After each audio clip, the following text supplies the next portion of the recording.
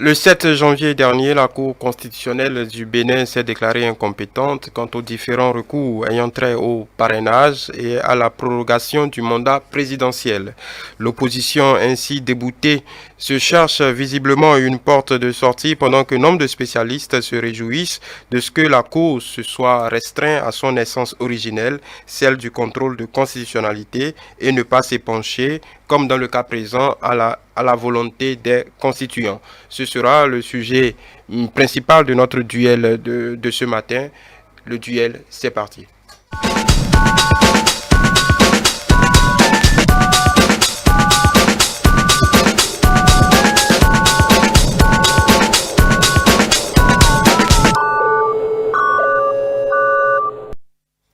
Et pour discuter de ces thèmes de ce duel du dimanche 10 janvier, nous avons avec nous en plateau Jaja Nagonou, membre du Bloc républicain. Bonjour.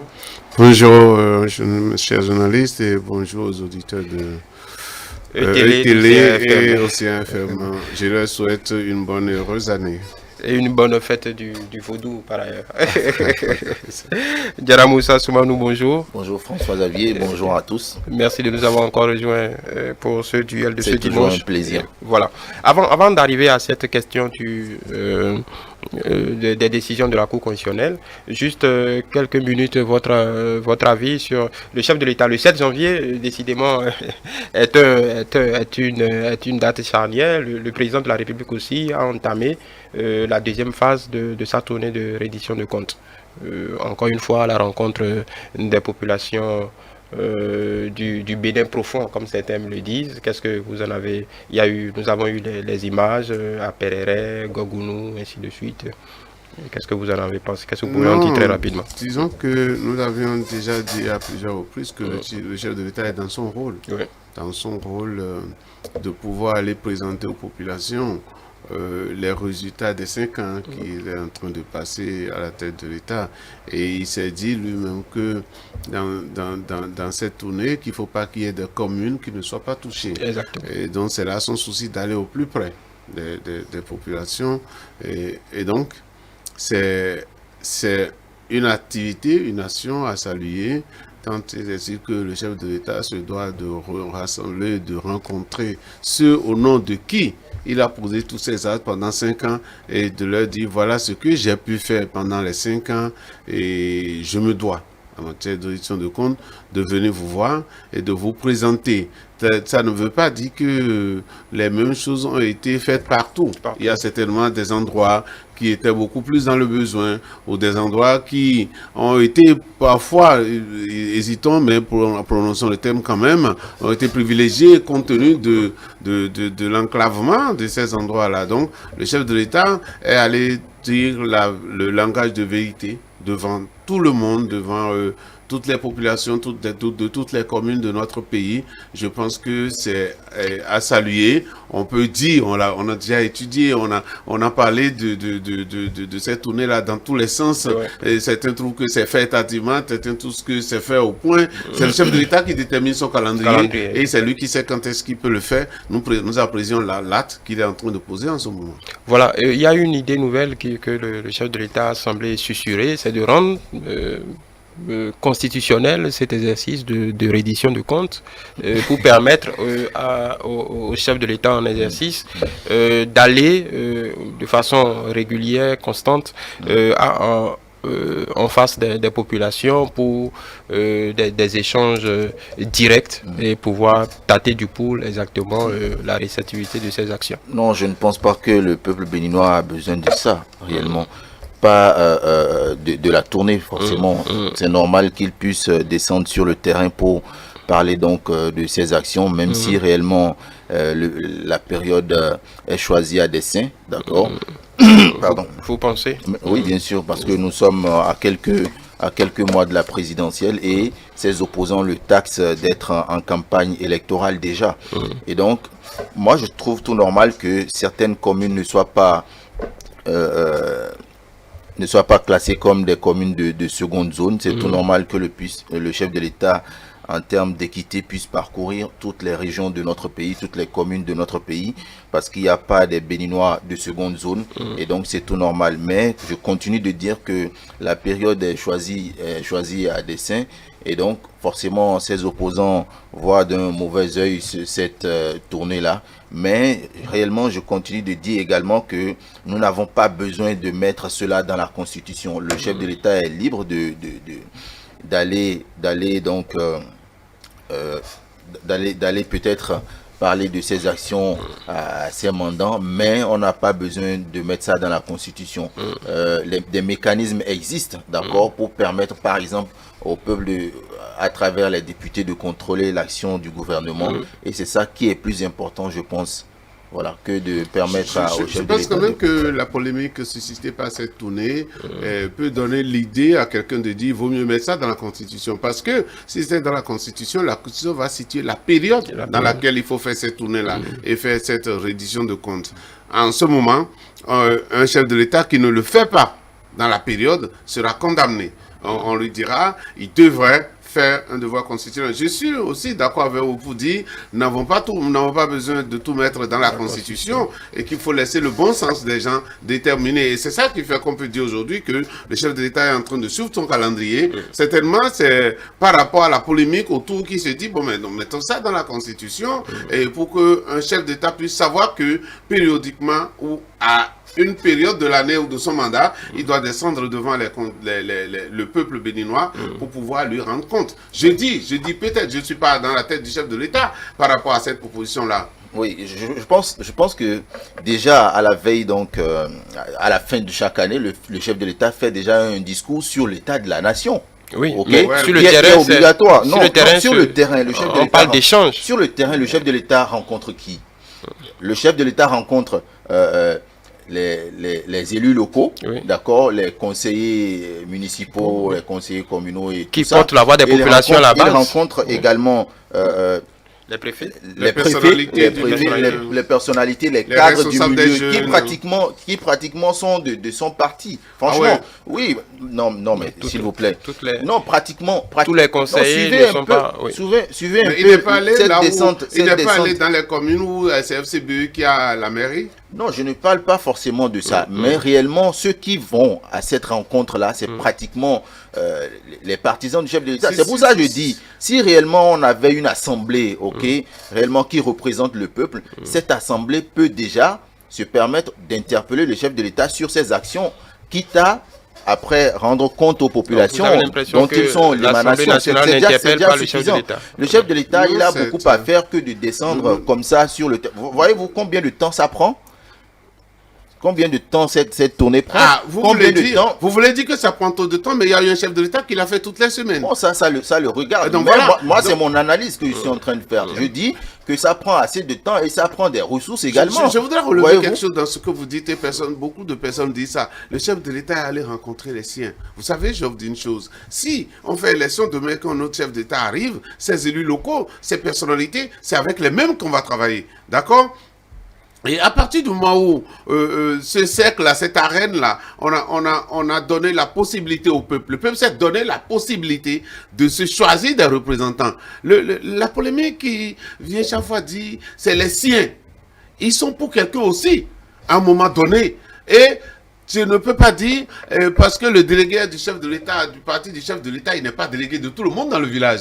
Parce que le maire, du côté du chef de l'État, il n'est pas le maire de toute la commune. On est du maire de toute la commune. À mon avis, il faut dépasser cette polémique-là de dire, il est allé rencontrer les sachants, il est allé rencontrer ces gens. Non, ce sont ceux qui, en ce moment précis, représentent le peuple. Et puis le chef de l'État, il a bien fait d'ailleurs, parce qu'il n'est pas en meeting politique. Il est dans une tournée de reddition de comptes. Non, mais il est en meeting. Quand vous voyez les discours qui sont tenus, quand vous voyez les cadres, d'accord, tenus des discours où ils invitent le chef de l'État à briguer un second mandat. Qu'est-ce que vous voulez? Ça, c'est de la pure politique. Ils sont libres de leur opinion. Oui, ils sont libres de leur opinion, mais c'est de la politique. C'est ce qu'on doit reconnaître. Le chef de l'État a même fait une tournée politique. C'est de la politique. Il est politique par exemple. Nous n'avons pas besoin de mettre d'ajouter cela dans la Constitution pour dire au chef de l'État Là, d'aller le c'était faire. C'est tout comme à lui l'heure, donner, c'est comme lui donner des J'étais armes tout à pour l'heure aller d'accord encore. avec vous. Je dis, ça dépendra, parce que la polémique aussi qui est née peut amener le chef de l'État à dire cela. Puis ils ont dit, pourquoi il est allé en fin de mandat, alors qu'il n'y a aucun test qui l'oblige à aller rendre compte à un moment donné. D'accord? C'est-à-dire de choisir la période. Mais peut-être que en mettant dans la Constitution la période, que ce soit lui ou que ce soit... Parce que ce que nous évitons, nous savons la tournée perpétuelle, la tournée de tout le temps, la tournée de toutes les semaines. Les financiers vous le diront, ça nous coûtait cher. Et comme ça nous coûte cher, il vaut mieux regrouper tout ça. Nous sommes d'ailleurs dans la période de regroupement et certainement dans le débat, on abordera cela. Nous sommes à une période où nous avons décidé de rendre plus efficace, d'être plus économe et de rassembler les choses. Non, mais voyez-vous, déjà, juste le une dernière chef de intervention l'État là-dessus. ne peut pas attendre autant de temps avant d'initier Encore une fois, comme une tournée. Voyez-vous, depuis 4 ans, La Constitution depuis ne l'empêche à pratiquement... rien. Voilà, c'est pour ça on dit... C'est pour ça on dit, C'est pourquoi le président, déjà, il propose ça l'a pas peut-être- empêché de dérouler son programme d'action, n'est-ce pas? Alors, donc, laissez la Constitution libre donc de ne pas évoquer cette Mais vous vous question-là. plaignez de deux choses en même temps. Non, vous vous plaignez du timing Oui. et vous vous plaignez Oui. de ce que le chef de l'État propose de contextualiser, de Non, on n'a pas cadenasser besoin un de peu. contextualiser Oui. cela. Moi, je dis, on n'a pas De besoin constitutionnaliser, mettre ça- pardon. Constitutionnaliser. Oui. On n'a pas besoin de mettre ça dans la Constitution. Ça, c'est un sujet qui n'a même pas besoin d'être évoqué, franchement. Je pense, mais il aurait pu le faire, ok, depuis 2 ans, depuis 3 ans de son élection pour pouvoir ajuster parce qu'il avait prévu par exemple un mandat unique, ok, et donc il aurait pu faire cette tournée là pour réajuster depuis 2018 par exemple Ce qu'il pour faut pouvoir préciser. Nous avons ajuster fini avec ce débat. Par rapport à votre Parce que saillie, les parlementaires ont refusé le test pas de mandat unique. par rapport- non, on a fini avec ça je m'en depuis. tiens à ce que le chef de Par l'État rapport- avait dit, moi, je c'est ce m'en que le tiens à chef ce de que le l'État, peuple c'est la a dit. promesse. Oui. C'est Moi, la je m'en tiens à promesse ce que que le chef de les l'État représentants avait Ensuite, faite le chef de d'abord au l'État peuple a, béninois. pour sortir de ce thème, Ça, le chef c'est de un autre l'État, débat le chef de réellement, l'État mais a nous, moi, je m'en tiens à ce qu'il avait dit. ensuite a parlé d'aviser. On attendra qu'il avise sur ce sujet parce qu'on n'en est pas, on n'en est pas Ouais, encore là. d'ailleurs, il a dit qu'il va aviser. On n'en est pas encore On peut là. encore se donner du temps. Bon, vu tout ce que ses partisans ont dit lors de cette tournée, forcément, on sait ce qu'il dira. Voilà. Par rapport toujours au 7 janvier dernier, la Cour constitutionnelle a rendu 3 décisions, si mes notes sont bonnes, par rapport à la prorogation du mandat présidentiel, l'inconstitutionnalité du parrainage et l'inapplicabilité du parrainage. Et bien évidemment, l'opposition est dans son rôle de critiquer. On a vu des sorties, quand même avec un... J'aimerais poser cette question. On a quand même vu un laps de temps passé, contrairement aux habitudes, pour que on a l'impression que l'opposition a mis un peu de temps pour se saisir de la question, parce que on a vu les réactions pratiquement vendredi après-midi. Oui, aujourd'hui nous sommes le dimanche. Oui. D'accord, et le dimanche 10, n'est-ce pas? Oui. Donc, une décision qui est sortie au cours de la semaine, Oui. qui a été... Parce que il n'est pas aussi bon de réagir à vivre sans réfléchir à la question, sans tourner la question dans tous les sens avant de pouvoir l'aborder. Je pense que les gens se sont donné ce temps de réflexion avant d'aborder le sujet. Pour moi, ce n'est pas un problème. Ce n'est pas un problème. L'essentiel est qu'on puisse en parler. Encore que je le dirais, je voudrais faire remarquer ça tout de suite. La Constitution dit que les décisions de la Cour sont sans recours. Sans recours, oui. Seulement, nous sommes des Béninois, c'est en notre nom que les décisions sont prises. Donc, on peut toujours commenter. Oui. C'est ce que nous allons essayer de faire. Oui, voilà. Donc, l'opposition est dans son rôle Absolument. de critiquer. Mais pour beaucoup d'analystes, pour une fois, la Cour constitutionnelle est revenue à son essence, c'est-à-dire s'en tenir au contrôle de constitutionnalité. Et si nous voyons un peu la décision, la Cour se déclare ne pas être compétente pour juger de la volonté des constituants. Voilà. Qu'est-ce que vous pouvez expliquer? Non, je pense que la Cour, cette décision, pour revenir à votre première question, c'est que vous n'allez réellement pas entendre les observateurs de la scène politique nationale ou l'opposition trop en parler, parce que réellement je pense qu'ils ne s'attendaient pas à une autre lecture de la Cour, ils ne s'attendaient pas à ce que la Cour puisse se dédire, parce que la Cour a déjà il y a quelques moments déjà contrôlé la conformité donc de cet acte par rapport à la Constitution et a déclaré que c'était déjà conforme. Donc réellement, la Cour ne peut pas revenir quelques mois après se dédire. Et donc, personne ne s'attendrait forcément à une autre décision. Ok. Mais ce qui est important de souligner, c'est que l'inapplicabilité de cette décision-là est réelle. Okay. L'inapplicabilité de quelle décision? De la décision sur... De la loi sur le parrainage. Sur le parrainage, ok. Parce que réellement, la loi avait parlé donc de par exemple des élus, d'accord, des élus, et réellement nous avons constaté que les maires qui sont en place, certains ont été élus, mais certains ont été nommés, disons, par leur parti politique. Et donc, qu'est-ce qu'on retient de cela? Parce que la loi réellement a parlé du parrainage des élus, mais nous avons eu des maires qui ont été élus, désignés par leur parti. Élus parce qu'ils étaient conseillers déjà, vous ne pouvez pas être maire sans être élu, de toute façon. Comment? C'est parmi les conseillers qu'on choisit le maire. Donc, vous ne pouvez pas dire que le maire n'a pas été élu. Je parle des maires, je ne parle pas des conseillers. Les maires qui sont les parrains, qui doivent parrainer les candidats à la présidentielle, ils ont été nommés. Ce que je rectifiais, c'est que vous ne pouvez pas dire que les maires ne sont pas élus, puisque les maires proviennent des conseillers élus. Oui, mais ils n'ont pas été élus par les conseillers, ils ont été nommés par leur parti politique. Non, moi c'est ma lecture. Mais il aurait fallu qu'ils soient élus pour être conseillers. Ce que je dis, c'est que réellement, dans la Constitution, on a parlé d'élus. Oui. N'est-ce pas? On a parlé d'élus. Mais les maires, certains ont été élus. Non, mais certains maires ont été élus. Non. Vous parlez de la loi. C'est réel. Certains maires ont été élus. Vous parlez de la loi rectificative. La loi a été rectifiée avant que certains maires ne soient désignés. Ce que je tiens à préciser, c'est que malgré cette loi, nonobstant cette loi, c'est que tous ceux qui ont été maires ont forcément été élus conseillers. Donc on ne peut pas dire qu'ils n'ont pas été élus. Ils ont été élus conseillers. Oui. Ils ont été élus conseillers, mais ce n'est pas à titre de conseiller qu'ils viennent parrainer, mais c'est à titre de maire. Oui, mais d'élus. Je pense que si je peux intervenir, je pense que cette polémique-là aussi en devient une de trop, au fait. Parce que c'est comme on a dit, les députés qui sont là n'ont pas été élus. D'accord? Et que c'est des députés nommés. Je pense que ce n'est pas exagération d'expression qu'on dit ça. Parce que on n'a jamais mis les gens en place ici sans passer par les élections. Vous pouvez critiquer les conditions dans lesquelles une élection a eu lieu, mais les résultats de cette élection-là demeurent les résultats. Et donc, c'est ça que le journaliste essayait de dire tout à l'heure. Voyez-vous ce que vous dites? Ce qui est important, c'est la désignation directe du peuple. D'accord? Ce qui est important, c'est la désignation directe des citoyens. Et les citoyens vous ont déjà élu maire. Vous portez le titre d'élu. Parce que j'ai vu venir cette polémique de dire la Constitution a dit des élus. S'il n'était pas élu, conseiller ne sera jamais maire. D'accord? Et la constitution de l'exécutif d'un conseiller communal, c'est la constitution de l'exécutif. Hein. Le maire, il fait partie de l'exécutif d'un conseil communal. La mise en place de cet exécutif-là peut faire un accord, peut résulter d'un accord de gestion. Ce n'est pas l'exécutif qui parraine. Non, ce n'est pas l'exécutif. Non, c'est ce que je voudrais dire. Le maire fait partie de l'exécutif de la commune.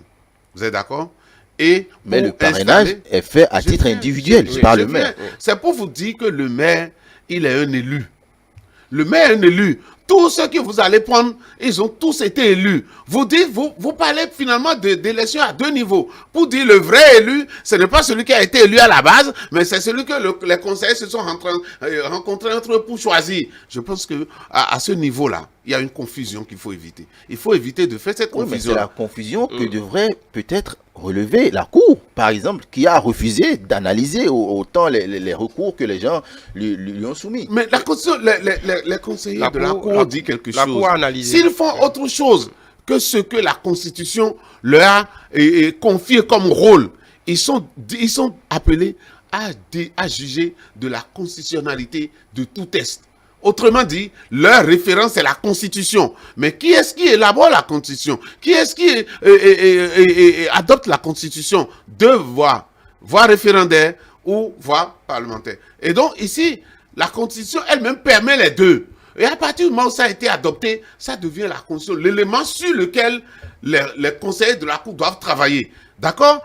Et la Cour se dit aujourd'hui, puisque moi, je suis choisi, je suis chargé de travailler, d'utiliser cette constitution que le peuple béninois s'est donnée pour pouvoir juger les actes qui viennent, eh bien, ce n'est pas à moi de faire la constitution. La constitution, elle est déjà faite. J'ai pour responsabilité de juger les actes liés à cette constitution-là. D'accord? Et c'est pour ça, la Cour dit aujourd'hui, est-ce qu'il y a une mauvaise chose de reconnaître sa compétence, de reconnaître les limites de la prérogative que la Constitution vous a donnée. Ils ont reconnu les prérogatives. J'ai entendu des gens dire ailleurs. Et à partir du moment où la Cour s'est déclarée incompétente, que la Cour est devenue inutile. Évitons d'aller à des excès.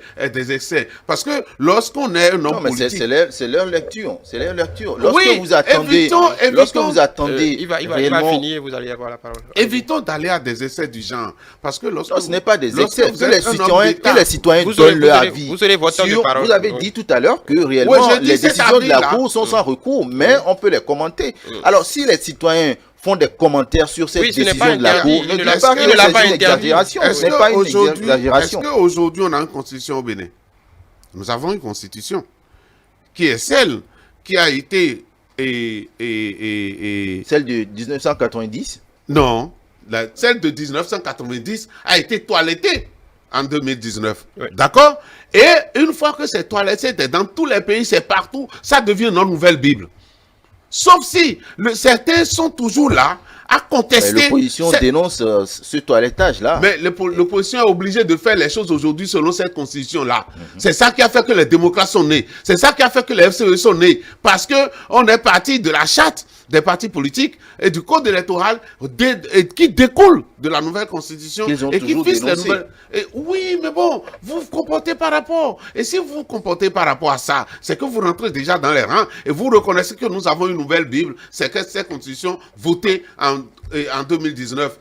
Restez là à contester, vous allez contester tout le reste. Vous allez contester tout le reste. Or, la vie du peuple béninois est régie aujourd'hui par une constitution. Je ne dis pas qu'elle est la parfaite. On n'aura jamais une parfaite d'ailleurs. On aura toujours à travailler, à actualiser cela et à apporter les modifications qu'il faut. Mais à partir du moment où les modifications sont apportées, considérons-la comme notre Bible et nous restons...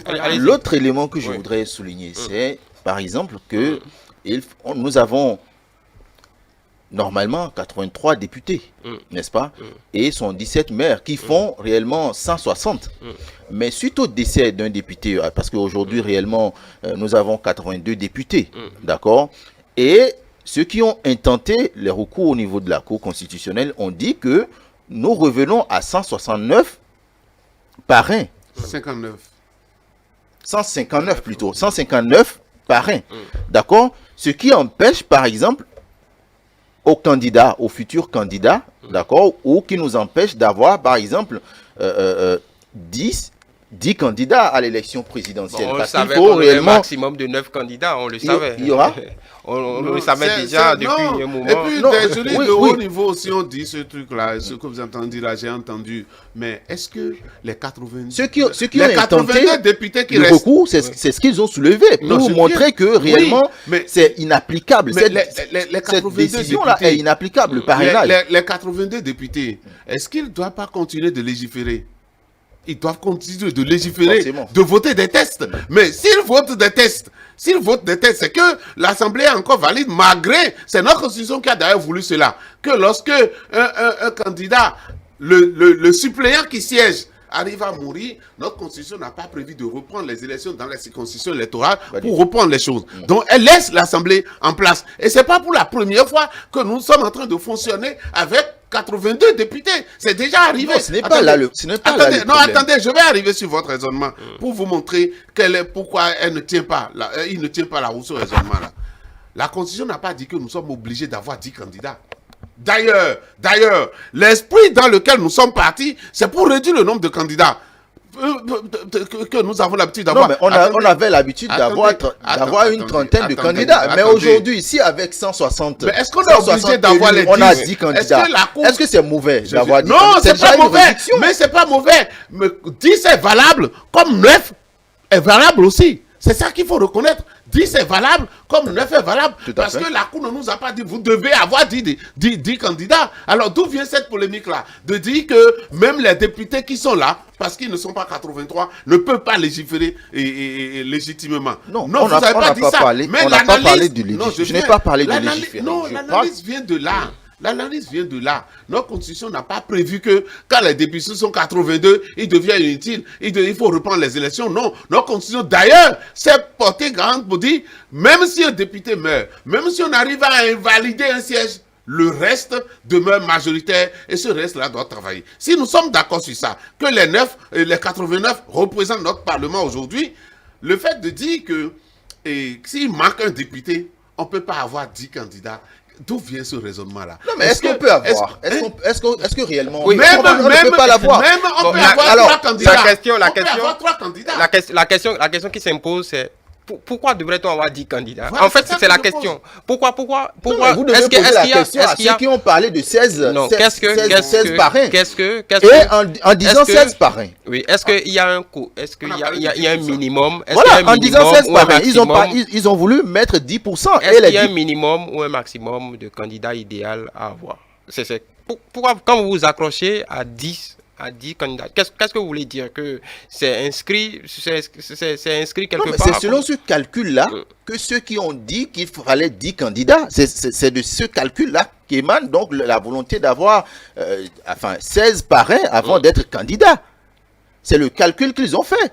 Oui, et la preuve, ils n'ont pas dit 15. Oui, on est un 9. Ils n'ont pas dit 15. On est un 9, ça empêche l'opposition. 9 candidats, ça empêche l'opposition d'avoir un candidat aux élections présidentielles. Moi, je ne sais pas. Mais ce que je sais, c'est que ceux qui l'ont dit. Il y a pas de polémique inutile. Non, pourquoi c'est inutile? Ce n'est pas inutile. Personne ne vous a dit d'avoir 10 candidats. Qui? Au peuple béninois. Okay. Le peuple béninois ne s'est pas dit je suis obligé d'avoir 10 candidats. Et c'est pourquoi je suis parti de l'idée pour vous dire, d'ailleurs, notre objectif, c'est de se montrer sérieux et d'avoir on parle quand même de la magistrature suprême. Donc, c'est de montrer sérieux et de ne plus avoir un pléthore de candidats. Au même moment. Voilà un élément que je n'aime pas souvent entendre. Oui. D'accord? Quand on parle du sérieux des candidats, on peut beau avoir 1000 candidats. C'est un exemple. Le peuple est libre de choisir et le peuple béninois a montré déjà sa maturité à travers ses choix. On peut beau avoir 30 candidats. Pas fait au moment où on avait tout de pléthore de candidatures dans ce pays, où quelqu'un même revient, il amène son sac, il n'a que son sac et il va se présenter devant. Attendez, je peux parler. Lorsque dans des pays respectés, qui se respectent, on a, avec une population que vous imaginez, on a peut-être 5 ou 10 candidats, d'accord? Et que dans notre pays, avec la population que nous représentons, nous puissions avoir 30 candidats. Moi, je l'ai dit.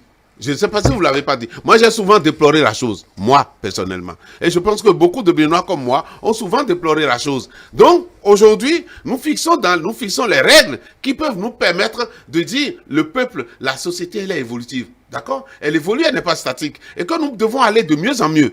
Ce qui fait polémique aujourd'hui et qui m'étonne, c'est ça que vous avez posé ici. Qui est-ce qui a écrit quelque part que nous devons avoir 10 candidats? Les gens ont fait extrapolation. Les gens ont dit comme il y a 160 élus au total qui peuvent parrainer, eh bien ça fait 10. Oui, c'est en fonction de cela que ça a été dit 10% ou 160 députés. C'est selon cet esprit-là. C'est selon cet esprit que les calculs ont été faits. Osons le dire. Mais ce que je dis. Et si on a 5 candidats, les élections seront valides, oui ou non? Pareil, si on a 100 candidats. D'accord. Si on a 100, alors pourquoi on veut limiter? Pourquoi on veut limiter? Ceux qui ont parlé de parrainage ont voulu limiter. Est-ce qu'on est d'accord? À chaque moment qu'on a ils ont voulu limiter. Donc, ce que je dis, c'est que c'est bien de laisser libre cours au peuple de filtrer et de faire son choix. Vous refusez d'évoluer. Non, vous refusez d'évoluer. Je vais vous dire pourquoi vous refusez d'évoluer. Vous savez, lorsqu'on a une multitude de candidatures dans des partis politiques. Non, attendez, je viens. Les pères fondateurs, les hauts juristes, que vous connaissez, je veux pas dire, ils ont dit, allons-y, ça va se réduire de lui-même, le nombre de partis politiques. Est-ce que ça s'est jamais réduit? Ça a toujours augmenté. Et on a plus de 200 partis politiques. Pensez-vous qu'on était dans du sérieux? Et ça gênait qui? Non, attendez. Ça gênait qui? ça Il y a gêne, des partis qui étaient créés pour- et qui mouraient de leur plus belle mort. Mais Donc, pourquoi est-ce les que créer vous- alors? ça gêne en quoi? Pourquoi les créer? Est-ce que vous vous souvenez que avant que la réforme ne soit mise en branle, que pratiquement, qu'on soit de l'opposition, des anciens FCBE, du PAD, ainsi, tout le monde s'accordait pour dire, sur ce diagnostic, que tout le monde le partageait. Il a fallu que la loi impacte, qu'on soit dans l'application, que ça génère des dissensions, mais sur le diagnostic, tout le monde était pratiquement d'accord. Je pense que même ceux qui s'opposent aujourd'hui étaient d'accord, mais bon, chacun est dans son On avait rôle. pensé à une sélection naturelle. Ce que moi je veux faire remarquer, Oui. c'est que ça n'a jamais été, ça ne devrait pas gêner, ça n'a jamais gêné quelqu'un. Donc on Parce devrait que ça pouvoir- on devrait n'empêche pas, revenir- ça n'empêche pas au peuple de faire son choix. ce que ça Mais faisait. aujourd'hui, ce Ça parrainage dévalorisait- dont nous ça parlons, dévalorisait nous- la fonction. Ça En dévalorisait quoi? En quoi? la fonction de En dire quoi? que n'importe En rien. Prenez Paris. Vous savez, à un moment donné, qu'on a fait la démocratie sans système. Vous savez ça. Vous savez que ça a existé, la démocratie sans système, dans l'histoire. Pourquoi? Parce qu'on avait pensé qu'il faut avoir une certaine capacité avant de décider de représenter le peuple. Au début. Après, on a fait la démocratie pluraliste intégrale. Et je le dis, il faut souvent se référer à la psychologie du peuple béninois en ce moment-là. Nous sommes en train de sortir d'une dictature qui a duré 17 ans. Eh bien, nous ne voulons pas avoir de limites. Nous nous livrons, nous nous jetons dans la liberté. D'accord? Et au fur et à mesure que nous La avons... liberté est toujours saluée. La liberté, c'est ça même l'essence de la démocratie. Ouais. Oui, mais est-ce que quand la liberté frise Vous un voulez peu rester avec libre? l'anarchie, Comment? la liberté... En quoi c'est l'anarchie? oui.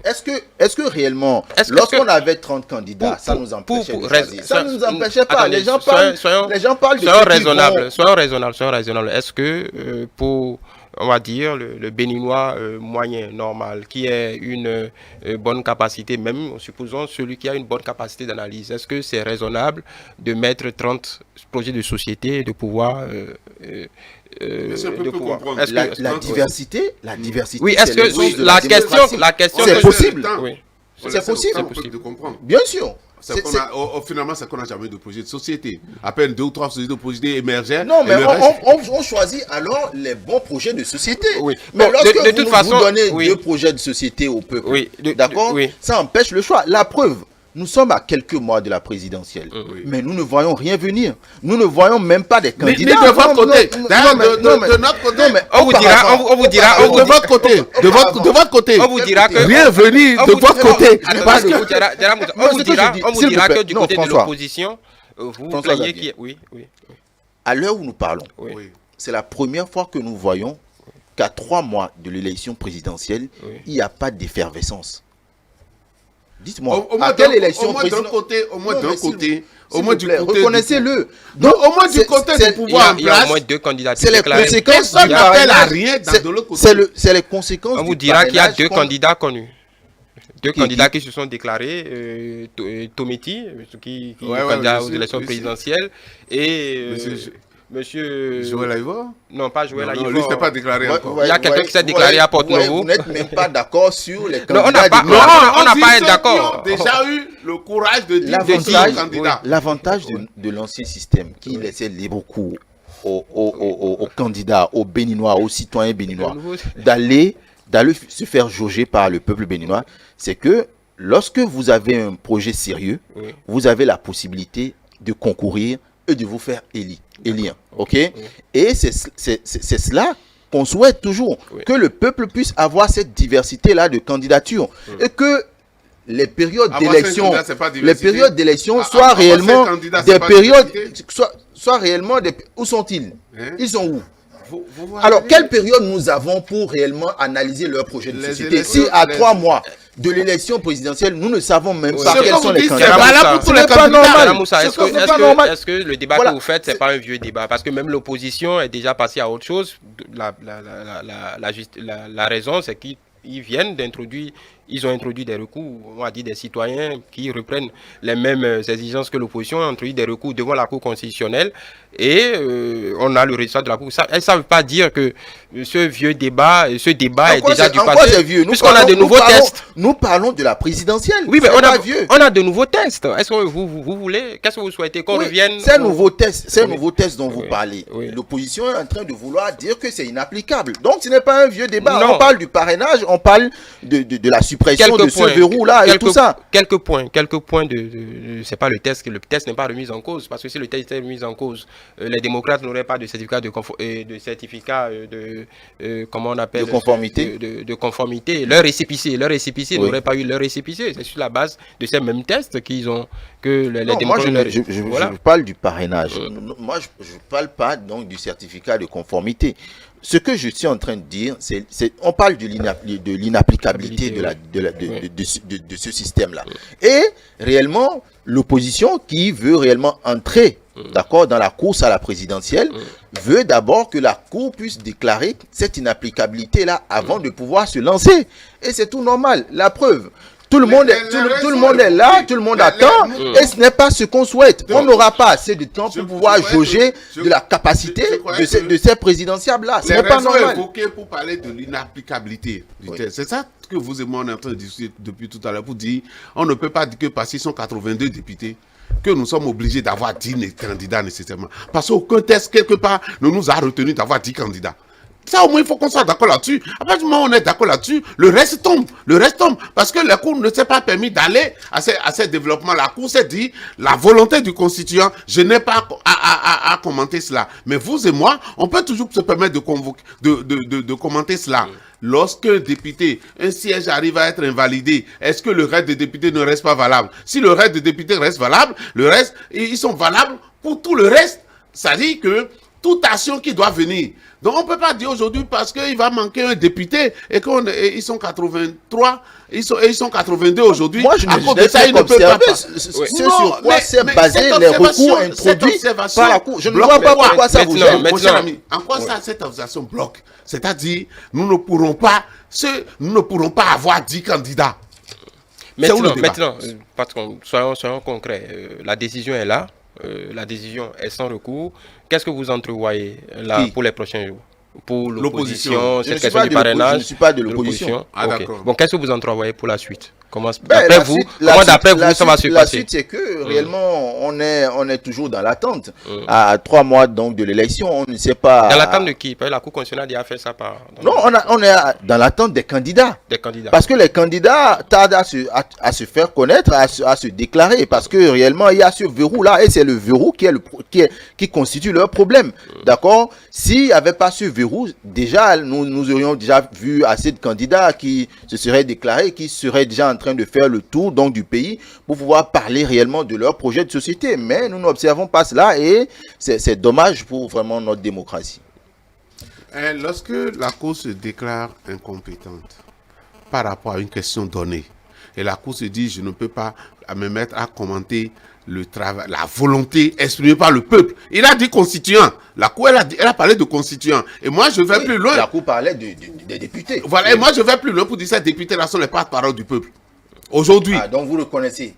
Ils sont les porte-parole du peuple. Ils sont les représentants du peuple. C'est ça, je disais pour notre premier élément qu'on a évoqué, que le chef de l'État aurait pu s'en tenir à parler aux députés que d'aller faire une promenade. Non, mais parler aux députés n'a jamais empêché un chef d'État d'aller à la rencontre du peuple. Mais on lui a même reproché ici de ne pas prendre l'habitude d'aller se représenter au peuple, de ne pas prendre l'habitude d'aller rencontrer le peuple. On lui a reproché ça ici. Moi, je voudrais bondir sur les perspectives. C'est ça que vous avez demandé. Moi, j'ai entendu des gens aller à des perspectives pour dire, une fois que la Cour s'est déclarée incompétente, c'est que la Cour a laissé le peuple à lui-même.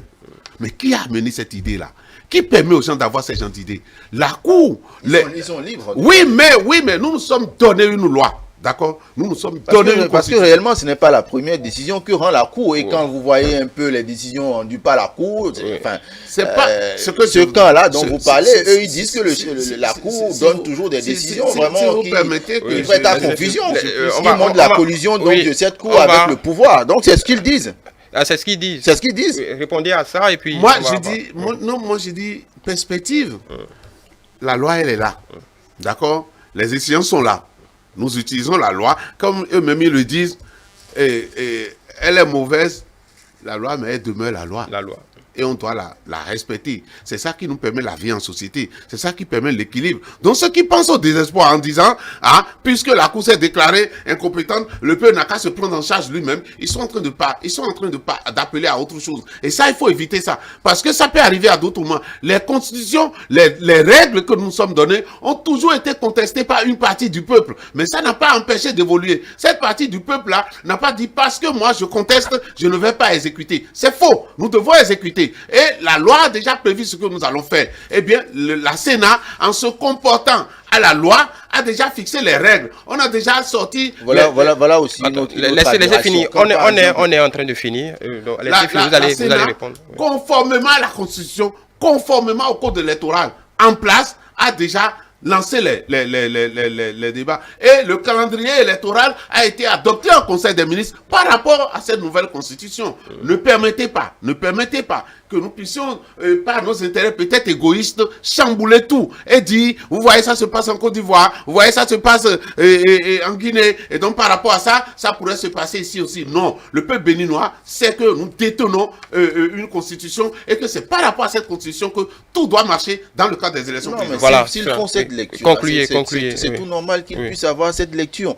Lorsque vous avez des lois, des décisions qui vont dans le sens d'un seul camp, qu'est-ce que vous voulez? Ou il y a un camp qui est exclu pratiquement du processus électoral, qu'est-ce que vous voulez? Qu'est-ce que vous voulez qu'ils disent? Lorsque nous prenons par exemple la loi sur le parrainage qui a été votée, ou même les députés, c'est la Sénat qui est allé à l'Assemblée encore pour expliquer aux députés sa compréhension de cette loi-là. Non mais franchement, il y a eu des discussions, tout ce qui a de plus normal en démocratie. Que les députés avaient une autre compréhension de cette loi. La Sénat même, qui est chargée d'appliquer cette loi, avait une autre compréhension. Non. Voilà pourquoi on ne peut pas traiter de mauvais les recours intentés par les... Non, on n'a pas dit que c'est mauvais, mais c'est leur réaction après la décision de la Cour. C'est leur réaction après la décision de la Cour. C'est tout normal qu'ils puissent avoir leur décision. Ils sont déçus. Vous vous comportez aujourd'hui. C'est tout normal qu'ils puissent être déçus. Vous vous conduisez dans la société aujourd'hui par rapport à quelle constitution? Vous, personnellement. Quelle constitution? Quelle constitution? La constitution béninoise. Qui est de? Qui a été amendé, qui a été toiletté en 2019. Si vous vous comportez autrement, eh bien vous allez tomber sur le coup de la loi. Nous allons finir là-dessus. Merci Diarra Moussa Soumanou pour ce débat très animé. Merci Josal Lagonou. Et mesdames et messieurs, nous allons finir pour ce duel, j'en perds un mot, pour ce duel du dimanche 10 janvier. Et j'aime beaucoup la constitution. On l'aura compris. Ce qui va suivre, c'est l'hebdo des éditorialistes avec Rafiatou Mamadou.